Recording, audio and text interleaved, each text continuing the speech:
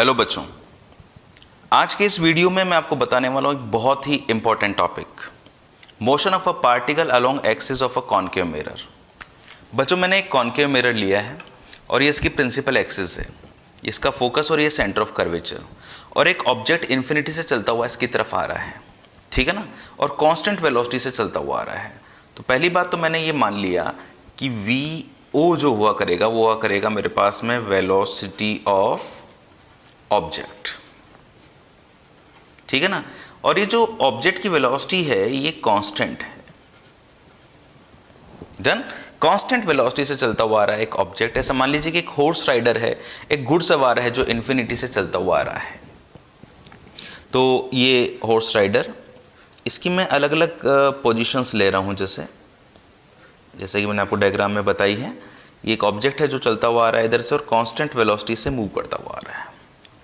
अब मुझे इसकी अलग अलग कंडीशंस में वेलोसिटी ऑफ इमेज बतानी है कि इमेज की जो वेलोसिटी है वो किस तरह से चेंज होगी।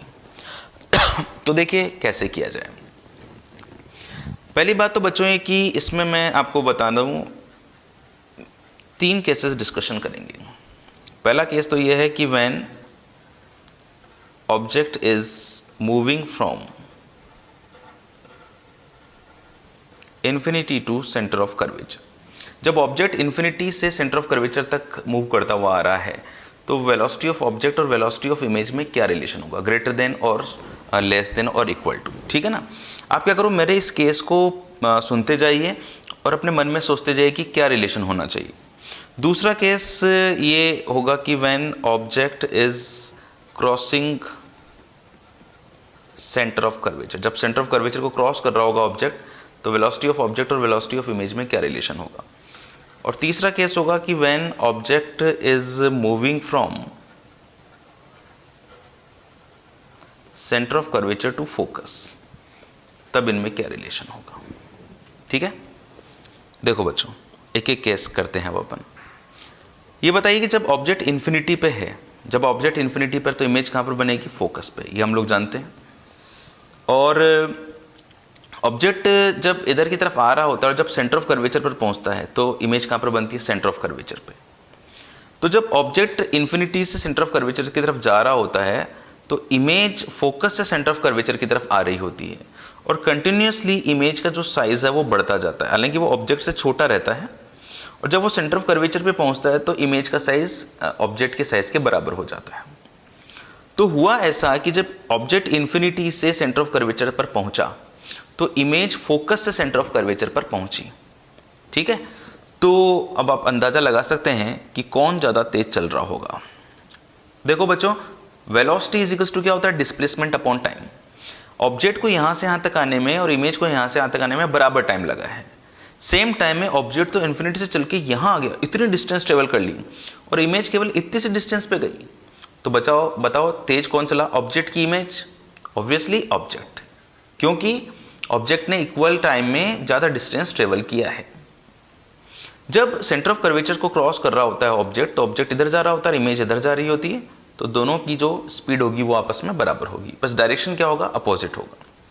और जब ऑब्जेक्ट सेंटर ऑफ कर्वेचर से फोकस की तरफ जाएगा, तो जब वो सेंटर ऑफ कर्वेचर से फोकस की तरफ जाएगा तो इमेज सेंटर ऑफ कर्वेचर के बियॉन्ड इन्फिनिटी तक पहुंच जाएगी।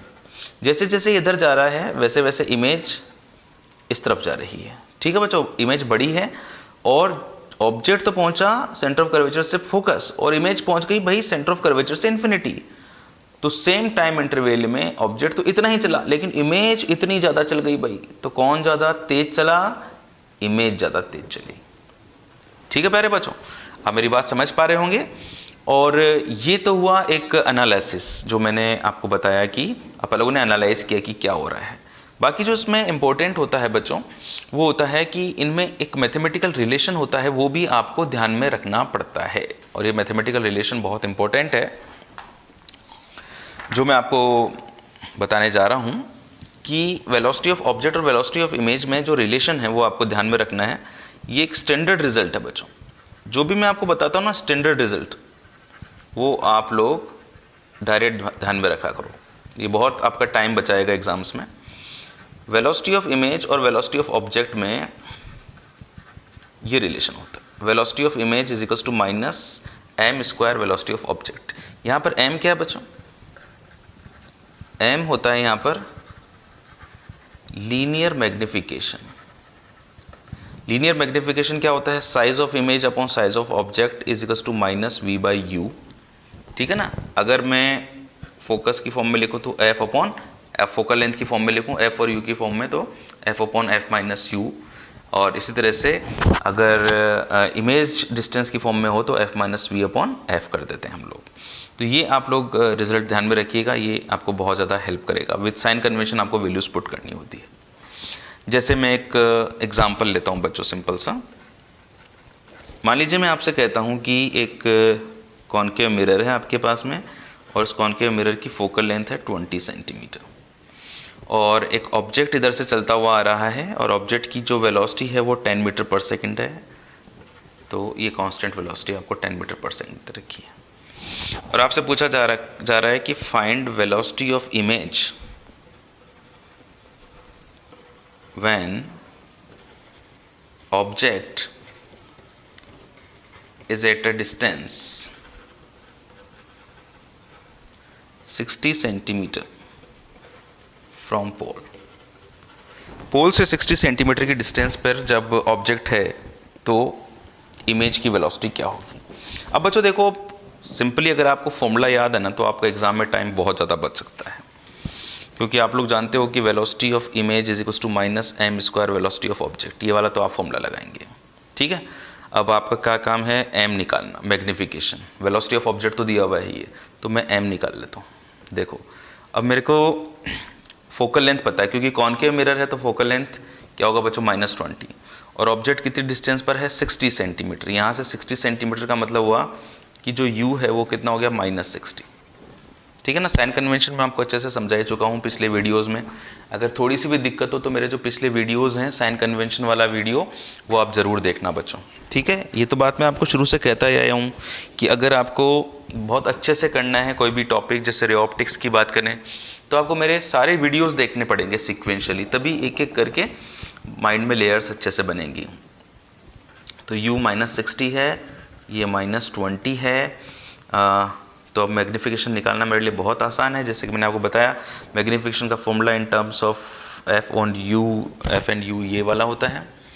एफ की वैल्यू पुट कर दीजिए आप -20, ये -20 -60, और कैलकुलेशन की बात है, ये प्लस का 60 हो गया बच्चों, है ना। तो अब 60 में से 20 घटाओगे तो कितना बचेगा? 40 बचेगा। तो लीनियर मैग्नीफिकेशन कितना आ गया? -12 आ गया। तो ये हो गया आपका -12 इसका whole square. Velocity of object कितना दिया हुआ है? 10 मीटर पर सेकेंड, -10/4 -2.5 मीटर पर second.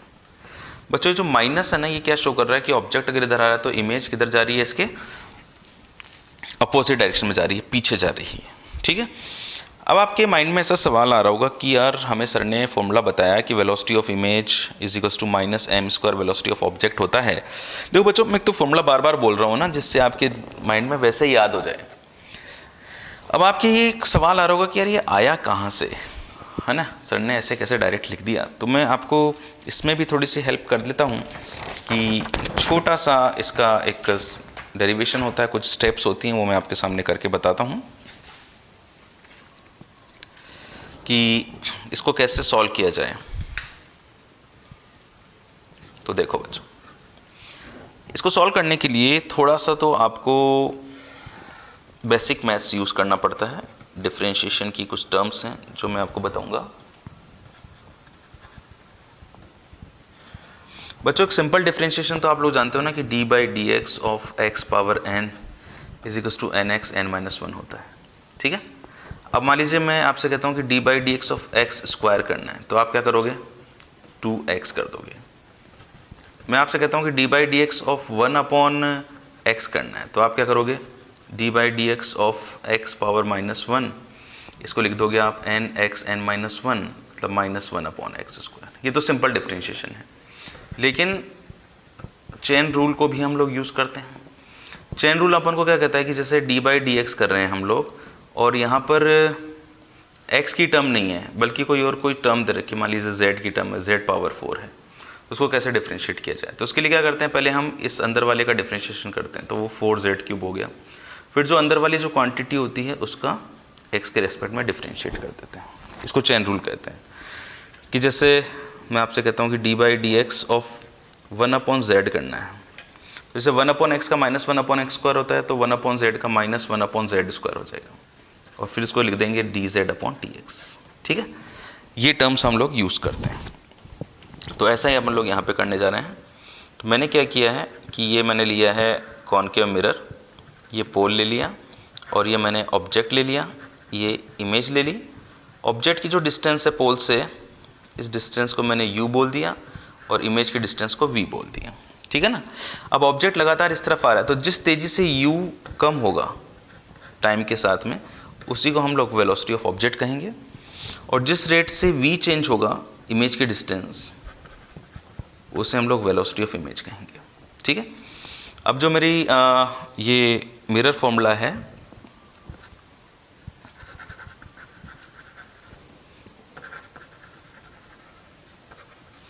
One by V plus 1/u equals to 1/f। अगर इसमें को डिफ्रेंशिएट कर देता हूँ दोनों तरफ, differentiate both sides with respect to time, time के रिस्पेक्ट में अगर मैं डिफ्रेंशिएट कर दूँ तो देखो क्या होगा, d/dt of 1/v plus d/dt of 1/u equals to d/dt of 1/f। Okay. अब अगर मैं इसको डिफ्रेंशिएट करता हूँ तो देखिए क्या होने वाला है। ये मेरी स्टेप है, ये आपको दिखाई दे रही होगी। अब देखो यहाँ पे और यहाँ पे जैसे अलग, यहाँ पे z और यहाँ पे x था, तो -1/z² dz/dx हुआ था ना। तो यहाँ पे 1/v और d/dt है, तो ये हो जाएगा -1/v² dv/dt, ये हो जाएगा -1/u² du/dt। फोकल लेंथ तो कांस्टेंट, इसका डिफरेंशिएशन 0 हो जाएगा। -1/v² dv/dt। बच्चों ये इमेज डिस्टेंस किस तेज़ी से चेंज हो रहा है उसकी रेट है, तो उसको मैंने वेलोसिटी ऑफ इमेज बोल दिया। और ये ऑब्जेक्ट डिस्टेंस कैसे चेंज हो रहा है, तो वेलोसिटी ऑफ ऑब्जेक्ट हो गया। तो velocity of image upon v² is equals to, इसको तो यहाँ पर रहने दिया, इसको इधर ले गए। ठीक है। अब velocity of image is equals to, अब ये माइनस को यहाँ लगा दिया, v² को इधर ले गए, upon u² velocity of object, velocity of image is equals to minus, ये लीनियर मैग्निफिकेशन का स्क्वायर है, और वेलोसिटी ऑफ ऑब्जेक्ट। ठीक है ना। इस तरह से ये फॉर्मूला निकल कर आया। तो अब आपको मेरी बातें समझ में आई होंगी कि ये एक्चुअली फॉर्मूला आया कहाँ से। ये तो फॉर्मूले के आने की कहानी हुई बच्चों। इसके अलावा जो सबसे इम्पोर्टेंट था वो यही था, स्टार्टिंग वाला जो मैंने आपको बताया था। तो आप ध्यान रखोगे बिल्कुल, जब ऑब्जेक्ट इन्फिनिटी से सेंटर ऑफ कर्वेचर तक आएगा तो इमेज यहीं तक आएगी। ज़्यादा तेज कौन चला, ऑब्जेक्ट, इमेज धीरे चली। यहाँ पे जब सेंटर ऑफ कर्वेचर को क्रॉस किया तो दोनों बराबर स्पीड से चली, और जब सेंटर ऑफ कर्वेचर से फोकस की तरफ गया तो ऑब्जेक्ट तो यहाँ पर पहुँचा और इमेज इतनी दूर पहुँच गई, तो ज़्यादा तेज कौन चला, इमेज ज़्यादा तेज चली। ठीक है ना। ये बहुत ही इंपॉर्टेंट केस करवा दिया है मैंने आपको। और इसी तरीके के और अच्छे क्वेश्चंस के लिए आप देखते रहिए मेरे वीडियोस, और जुड़े रहिए फिजिक्स विद अरुण गौड़ पर।